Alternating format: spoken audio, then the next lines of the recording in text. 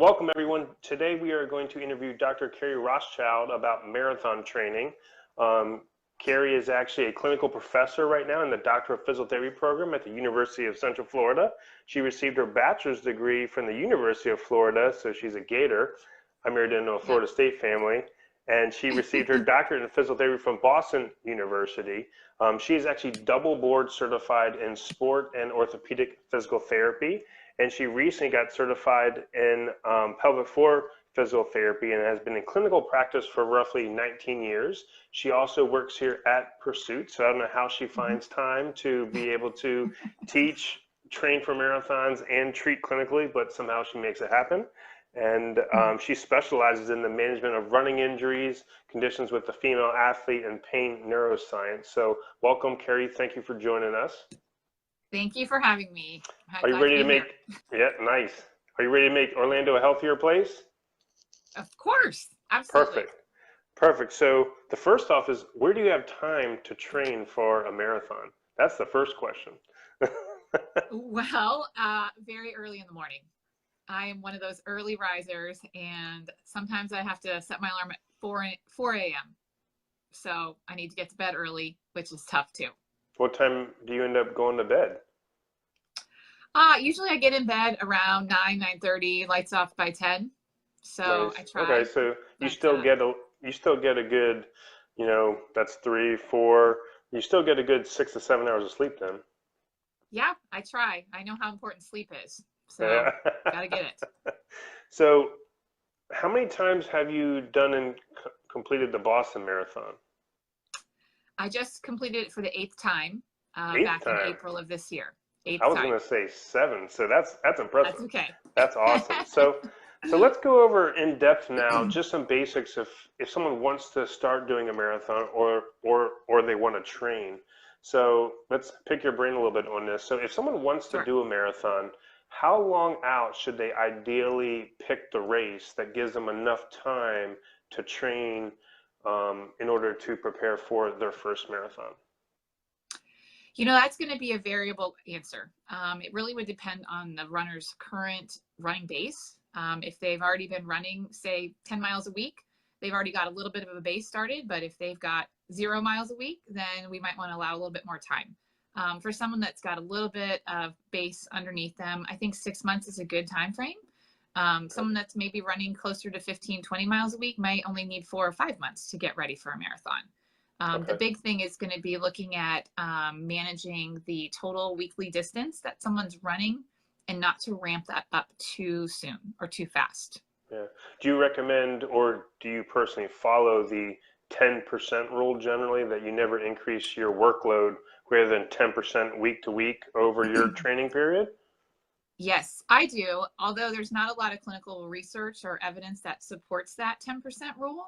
I just actually wrote a little bit of a paper that included that information this past week, that there really isn't any evidence, but it's still kind of a good rule of thumb. And I do think a lot of marathon or distance runners do follow that, because you really don't want to load all the body tissues too soon, because then they'll end up with an injury.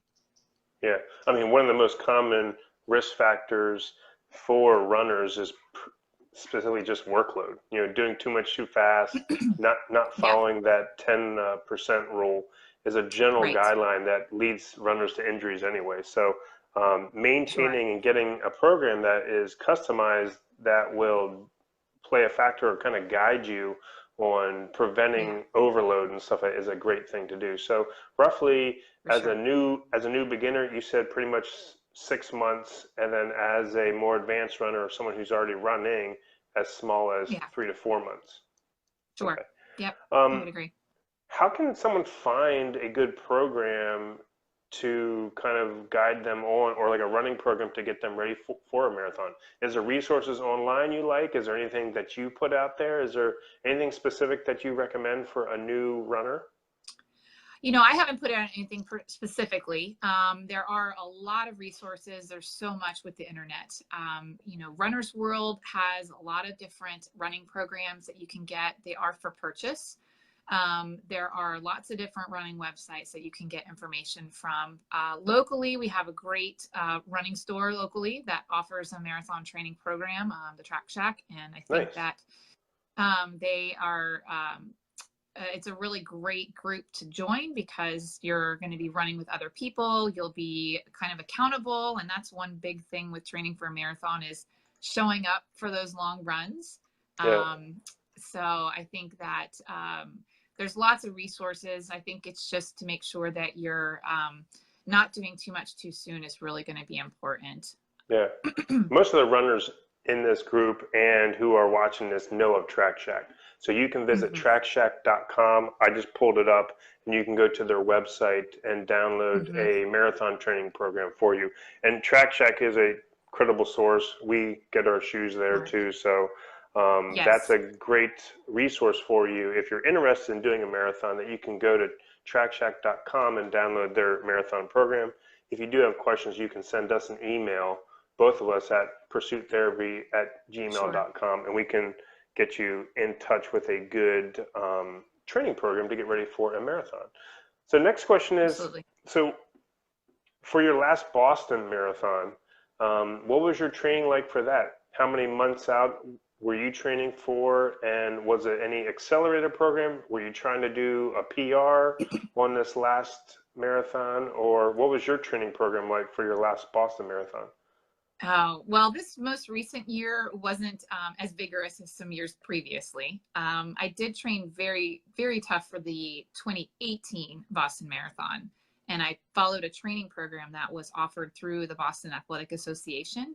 So it was pretty detailed and had some interesting workouts that included a little bit more hill training because the Boston course is known for some hills, even though we don't have a lot of hills here in Florida. We don't have a lot of hills in Florida. No, so so some of my friends and I would go out to Claremont or go out to Apopka and try to get some of those hill runs in. So this year I kind of did it more for, I wouldn't say for fun, but I didn't have a time goal this year. Yeah, just to go out and do it. What was your fastest Boston Marathon? My fastest Boston Marathon was about a 3-hour, 32-minute marathon. I think that was back in 2016, if I'm not mistaken. Very nice. Very nice. Good. Thank you. As you're training for a marathon, what's your diet like? Any specific recommendations or things that you like to do that help you train throughout your marathon training? Sure. I don't follow any specific diet. Overall, I try to eat pretty clean. I do eat a lot of seafood, a lot of salmon, a lot of steelhead trout, chicken, lean ground beef. Shalane Flanagan is a famous runner. She's run the New York City Marathon. And she has produced a cookbook, which is kind of a neat book that's got some marathon runner-friendly recipes. So it's called Eat Fast, Run Slow. No, Run Fast, Eat Slow. Let me get that straight. So I've gotten some recipes out of there. I like to eat pretty much anything that helps fuel me. But I still make room for some treats and sweets here and there because I do love my dark chocolate. Yeah, I'm sure that as someone's training for a marathon too, you're burning so many calories, so it's not going to be like a weight loss diet.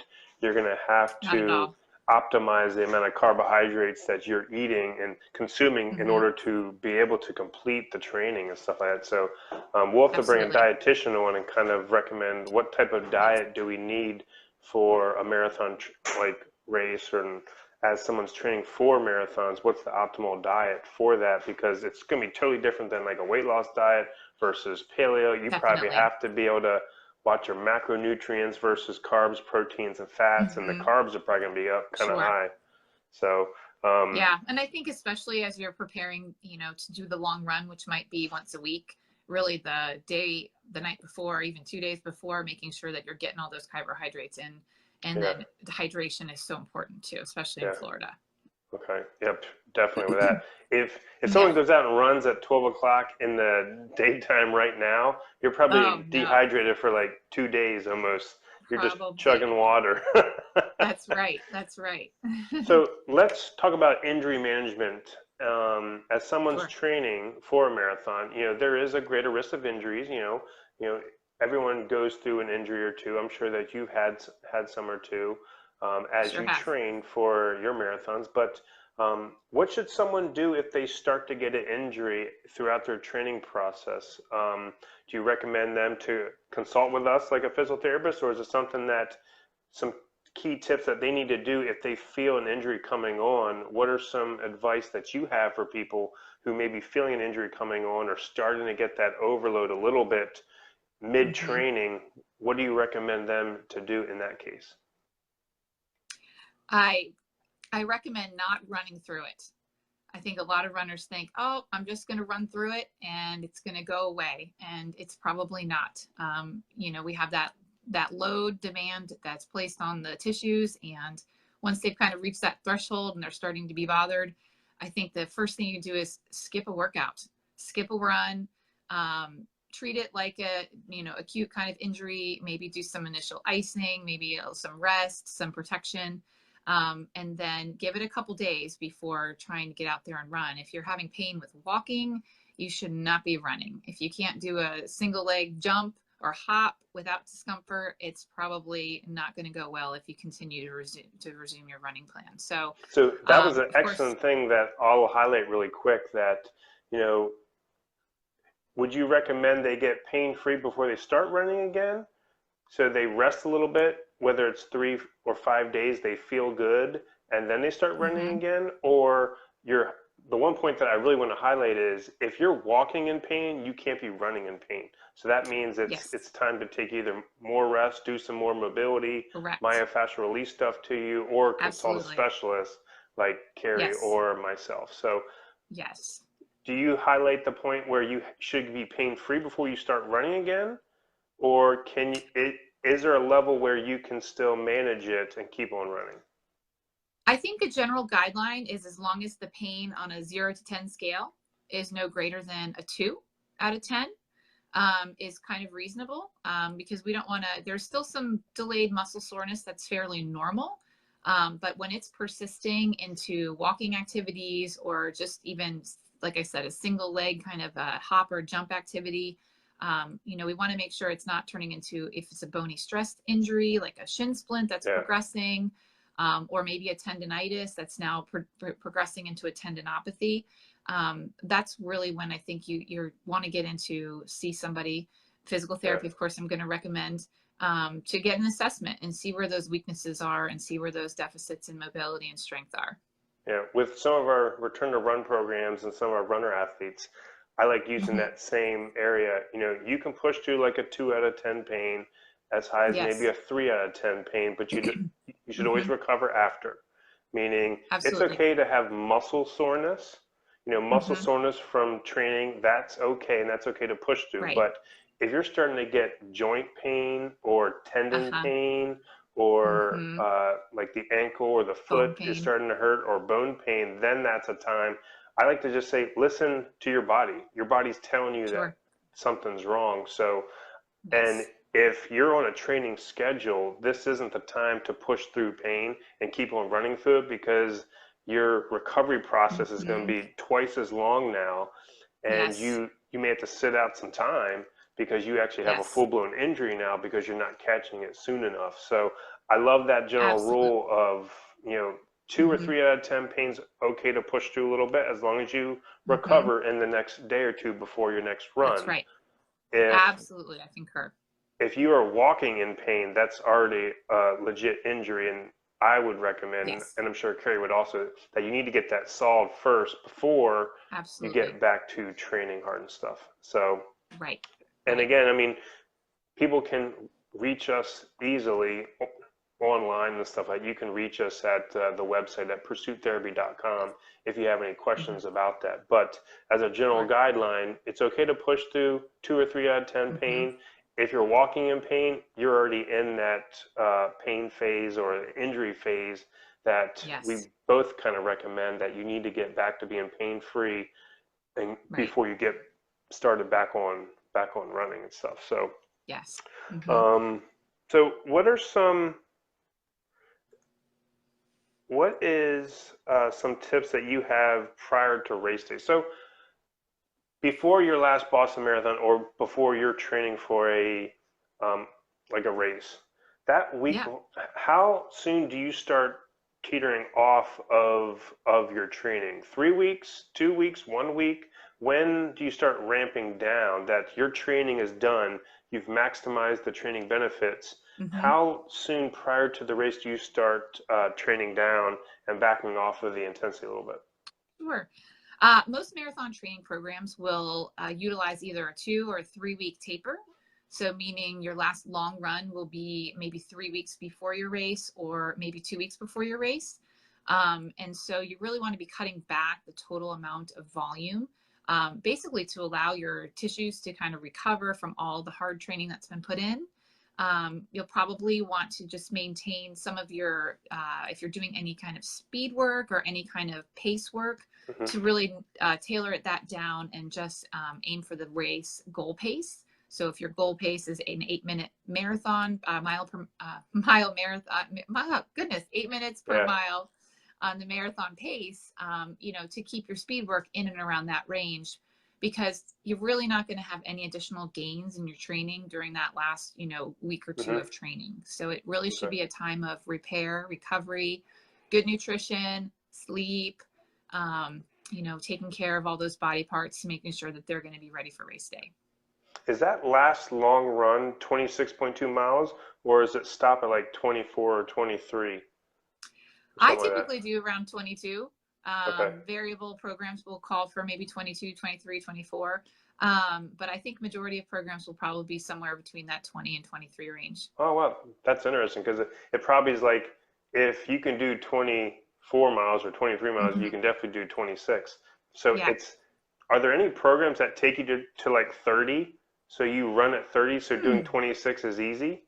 I Or don't is think it, so. I yeah, think when you're doing those long runs, generally you are going to be running at a bit slower pace. So when you calculate the total time on your feet, you're probably going to be about the same amount of time on your feet, maybe as your goal race day time would be. So you yeah, may be running a 9 minute mile during your training run, but your goal might be an 8:30 mile during your marathon. So the time equivalent should be relatively close. okay. What are some tips that you recommend the day prior to the race? Are you in full recovery mode? Are you eating, the general, if you look online, everyone's like, eat a pasta meal, whatever that really does. I'm not even sure. But what are some tips for you, um, hydration wise? Are you drinking Gatorade? What do you do? What's your pre-race day routine like? Well, for me, I would say just make sure you're not trying anything new. It's hard when you're traveling because when you're eating the day before, you may not be able to have access to foods that work well for your body. I would definitely say not to overeat on that first day. I think a lot of recommendations may include using or eating that, high carbohydrate meal actually 2 nights before your marathon, just so you have enough time to, digest everything. Um, I think if you've had any trouble with any of your, GI distress or things that irritate your stomach, you definitely want to avoid. But I think over consuming can be a problem, because then, you have this, panic before the race day that you'll may need to use the bathroom while you're on the course or something like that. Yeah.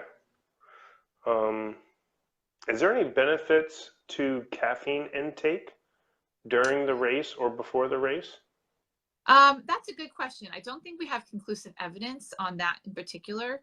Some people will say they need their morning cup of coffee to give them that jolt to get going. Yeah. A lot of the supplements that you use on the course, like gels and goos, will be infused with caffeine. I'm not familiar with the research to that knows if that is actually beneficial or not.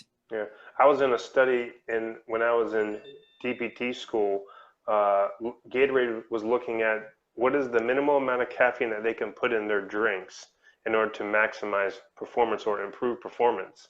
And this is back then Interesting. when I didn't even take any. I never drank coffee throughout grad school. I didn't drink coffee until I was studying for boards. So there was 4 trials, and they Yeah. simulated like a cognitive, a physical, and an endurance components in this, Wow. and there was like a Okay. placebo, 50 milligrams, Hmm. 100 milligrams, 400 milligrams, and it was Wow. simulating like a four quarter sport too. And Wow. I knew that day that I was on 400 milligrams. Now, this isn't Woo. marathon training, but it was more like sports with quarters like basketball, football, and stuff like that. Sure. But Hmm. I knew when I was on the 400 milligrams, because I never took caffeine before, I feel like I could jump higher, I could think more. Like you had to Wow. run into a room and they held up a sign. It was a blue triangle, but I had to jump up and hit the red something because there was words underneath it. So it was processing everything. Uh-huh. I felt like I Yes. was Yes. unstoppable that time. So it's always interesting to look at caffeine and sport performance and stuff like that. So I wanted to ask that Absolutely. one caffeine Yeah. question because I'm sure a lot of people drink coffee. A lot of a Uh-huh. lot of people are, you know, I probably would not recommend this, but I'm sure people are out there drinking monsters before races and stuff like that Sure. too. But it'll be Yeah. interesting to see the effects of all that stuff coming out. But Yeah. so the next question is, what are you training for now?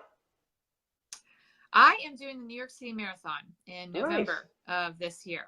I've done it twice before, but it's been quite a while since I've been there. So I'm Yeah. going to head back with a couple friends and no time goal, just kind of going, enjoying the city. And it's a pretty tough course. There's some rolling hills when you get into Central Park and a Hmm. couple of bridges to follow. It goes through all the 5 boroughs of New York City. So it's a great race. I'm looking forward to it the first weekend of November. Nice. Do you feel that a lot of marathoners, once they train for one, they have their recovery period, whether it's a week or two, and then like, well, I did all that training. What's the next marathon am I going to sign up for? Do like a lot of This marathoners is just this is pick this is on true. the next one? Yeah, well, that's all I have planned for right now. I'm not going to be doing Boston in next year. I didn't make the qualifying time because I took it too easy this year, Yeah. so I didn't requalify. So I'm going to take the spring off and maybe do a triathlon. Or I've Nice. recently gotten into another category of running, swimming and running races. So we'll see what that brings. But What's your yeah, a lot of training? marathon. What? Yeah.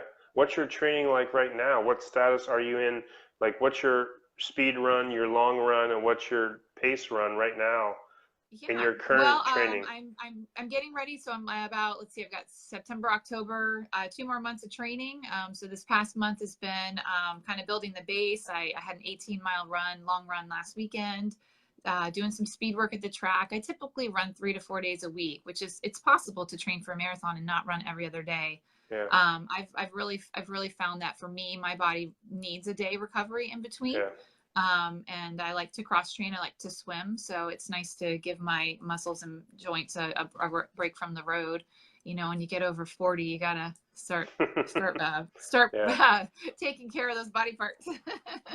Perfect. Well, so what recommendation would you have if someone's watching this and they want to do a marathon for their first time? What would be some advice that you would give them? I would first advise you to find a location that is going to work for you. I would also recommend looking at the course itself to make sure that if it's really hilly, then, you know, and we can't train with hills here in Florida, that maybe that would be too difficult. So I would familiarize yourself with the course and the weather. We train in the heat of the summer, so the heat isn't always a factor for us Floridians, but personally, I would like to race in 50-degree weather. So I would like to go to a climate that would allow that Yeah. kind of temperature. So, and I think if you can find a group of people or a training group that will help you be accountable to meet all of your training during the week and the months prior to the race will be helpful. Again, there's a race, probably a marathon every weekend. The Yeah. big ones usually require a lottery application. So for example, New York City is a lottery application. So, and that lottery application was available at, I think, January or February of this year for the November race. So you want to make Okay. sure that you meet those lottery requirements. Yeah. Chicago, Marine Corps, those are big marathons that all require a lottery. Okay. And then definitely um, get a training program that works. And we discussed Yeah. earlier that you can go to Mm-hmm. trackshack.com and Yeah. download a legit marathon training program for you.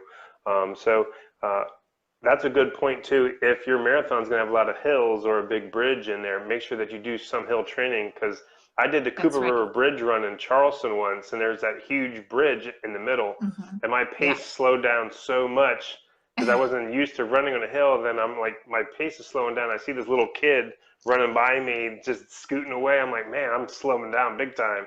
So that is a good point. If your marathon does have hills or there is elevation, hmm it is going to help to get some hill work in there.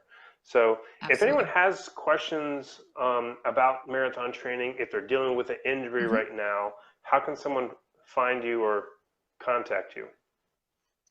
Well, you can find me at Pursuit Physical Therapy. You can email me there, or you can reach out on this Facebook Live video, and I can reply back and get in touch with you. Yeah, perfect. We also host a Orlando Runners Therapy Facebook group that you can join. We have live interaction that way, or you can visit hmm pursuittherapy.com. You can send us an email, and I'll make sure that Carey gets that for you. So Yeah. you're not done yet. Are you ready for the Fab Five questions? Okay, I'm ready. I was wondering what Okay, those were going to be. here we go. Okay, Okay. one is, what book are you reading right now? I'm reading The Yes Brain. I have 3 kids. So Yeah. I'm working on my parenting skills and being able to meet their needs and There you help go. them grow. Nice. Is that going to structure you so every time you say something, your kids just say yes? It is. That's a misconceived title because it's Oh, really about understanding the whole child and just their brain and I really like it. It's been okay. really informative so far. Because I wonder if my wife's reading that book. Every time she asks me something, she's trying to subconsciously make me say yes. So, okay, Nice. number 2. What is your favorite restaurant in or around Orlando? Oh my goodness. I am going to say the Glass Knife. The I am Glass a Knife. dessert fan. I really like. They've got some great breakfast there too. Good. Well, if you're running and training for marathons, you can probably get away with eating desserts and be perfectly fine. So that's That's good. right. So, That's what I think. That's what I yep. think. Number 3 is, who is an under the radar small business or CEO or a business owner in Orlando that you really love what they're doing, but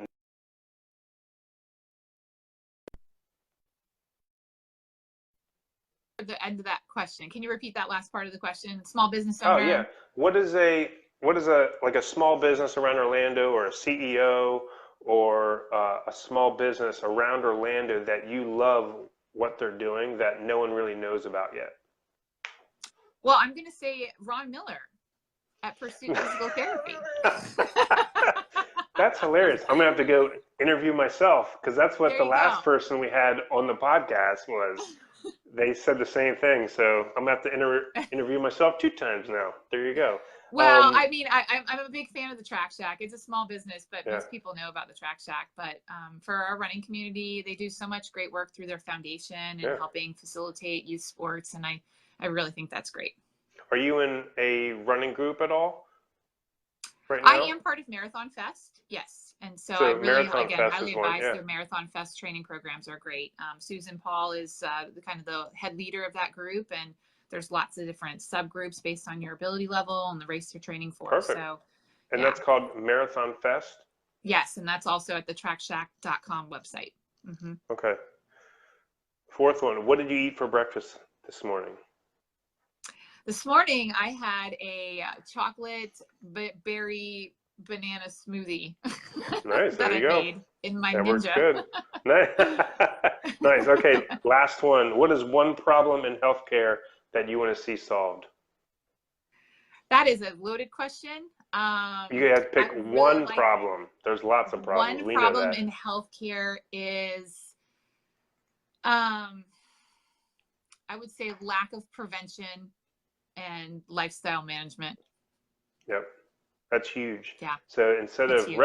instead of looking at the problem, let's help Yeah, solve the problem before it even becomes a problem. So that's one of the agree. foundation principles of what we do is solving the root cause Yes, of someone's problem, yes, not just covering up the problem. And that's right. I heard this analogy recently from a functional medicine physician is when you Mm, have a plant and you can see the plant that something's wrong with the plant, like the plant's dying, you just don't yep. spray paint it green to make it look nice again. You got to solve the problem of I why like is that. this plant dying. So I heard that analogy recently and I love that is let's solve the I root think it's cause great. or I might identify steal that. the risk factors of what's causing this plant to die so it doesn't die, not just Right. paint it over green. So thank you, Carey, for joining us. Thank you. Carey is currently a professor at the University of Central Florida in the Doctor of Physical Therapy program. She's double board certified in orthopedics and sport. She specializes in running injuries, marathon training and stuff. And if you need to reach Carey at all, if you have questions, you can reach her at pursuittherapy.com, and we will make sure that your question gets to her. Thank you very much for joining us, and thank you All for right, making thank you. Orlando a healthier place. And thank you for all you do. All right, Yeah, bye. thanks. We'll see you.